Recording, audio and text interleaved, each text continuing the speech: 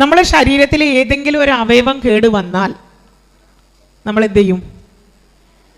ഡോക്ടറെ അടുത്തേക്ക് പോകും അല്ലേ? അപ്പോഴേക്കും നമുക്ക് രോഗലക്ഷണങ്ങൾ കണ്ടുവരണം. അസുഖം അതിൻ്റെ ശേഷമല്ലേ നമ്മൾ ഡോക്ടറെ അടുത്തേക്ക് പോകുള്ളൂ.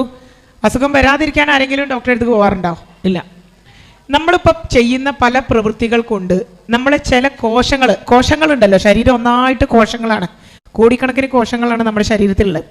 ഈ കോശങ്ങൾക്ക് പല കോശങ്ങൾക്കും തകരാറുകൾ വരും. ഈ തകരാറുകൾ വന്ന കോശങ്ങൾ അടിഞ്ഞുകൂടാൻ തുടങ്ങും.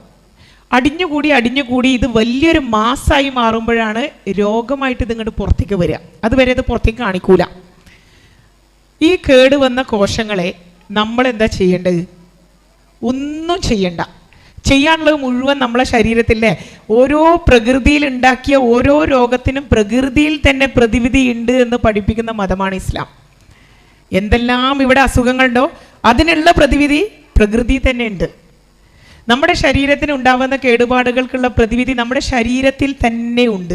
പക്ഷെ നമ്മൾ ചെയ്യാൻ സമ്മതിക്കുന്നില്ല. 10:30 മണിക്ക് നിങ്ങൾ കിടന്നുറങ്ങിയാൽ മതി, വേറെ ഒന്നും ചെയ്യണ്ട. ആ കേട് വന്ന കോശങ്ങളെ നമ്മുടെ ശരീരത്തിൽ തന്നെ ഉൽപ്പാദിപ്പിക്കപ്പെടുന്ന മെക്കാനിക് കോശങ്ങൾ എന്ന് പറയുന്ന കുറച്ച് വിഭാഗം കോശങ്ങളുണ്ട്. അത് റിപ്പയർ ചെയ്ത് മെയിൻറ്റെയിൻ ചെയ്യും എന്നാണ് പറയുന്നത്. പക്ഷെ അതിനെന്ത് ചെയ്യണം? നമ്മൾ ഉറങ്ങണം.